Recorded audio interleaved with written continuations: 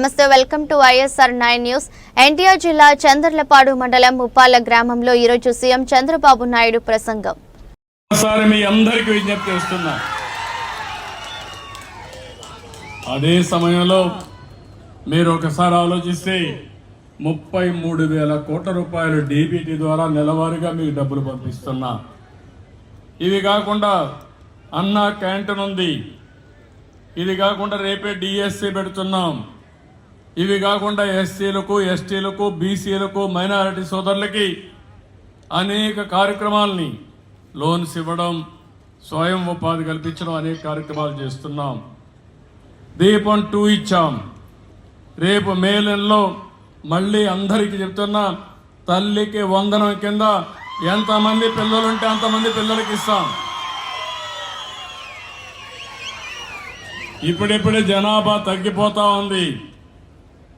కనీసం ఒక కపుల్ ఎవరైతే భార్యాభర్త ఉన్నారో 2 పిల్లల కంటే తక్కువ కాకుండా 3 కంటే సంతోషం, కనీసం 2 ఉండాలి. లేకపోతే జనాభా తగ్గిపోతే, ముసలి వాళ్ళ సంఖ్య పెరిగితే, ఈరోజు అభివృద్ధి చెందిన దేశాల్లో జనాభా లేకుండా అవస్థపడే పరిస్థితికి వచ్చారు. ఆ పరిస్థితి మన దేశానికి రాకూడదు అనేది నా ఆకాంక్ష. దానికి కూడా మీ సెక్రటరీ ఏం ఎక్సర్సైజ్ చేశారో తెలియదు, ఈ ఊర్లో కలెక్టర్ గారు ఏం ఎక్సర్సైజ్ చేశారో తెలియదు. వీళ్ళు కూడా రీఓరియంట్ చేయాలి.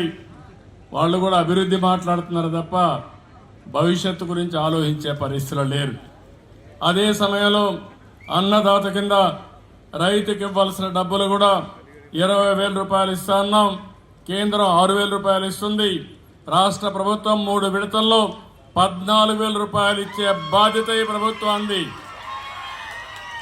ఇది కాకుండా మత్స్యకారులకు కూడా 20,000 చొప్పున జీవనోపాధి కోసం వాళ్ళకు కూడా డబ్బులు ఇస్తాం. అయితే ఆర్థిక వ్యవస్థ చాలా ఇబ్బందికరంగా ఉంది. ఇంకా డబ్బులు లేవు. 10 లక్షల రూపాయలు అప్పు చేసి వెళ్ళిపోయారు. అప్పు ఇచ్చేవాళ్ళు కూడా కనపడడం లేదు. వడ్డీ కట్టాలి, మళ్ళా అసలు తీర్చాలి, సంపద సృష్టించాలి, ఆదాయాన్ని పెంచాలి, సంక్షేమ కార్యక్రమాలకు పెట్టాలి, మళ్ళీ మీకు అమరావతి కట్టాలి, పోలవరం కట్టాలి. అదే సమయంలో ఏవైతే నేను చెప్పానో సూపర్ 6 కూడా అమలు చేయాలి. ఇది కొంచెం కష్టమైన పనే, కానీ ఇష్టంగా పనిచేస్తున్నా.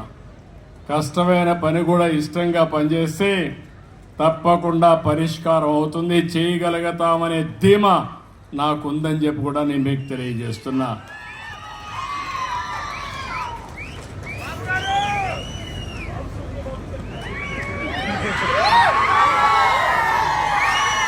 ఇక్కడికి వచ్చినప్పుడు మిగిలిన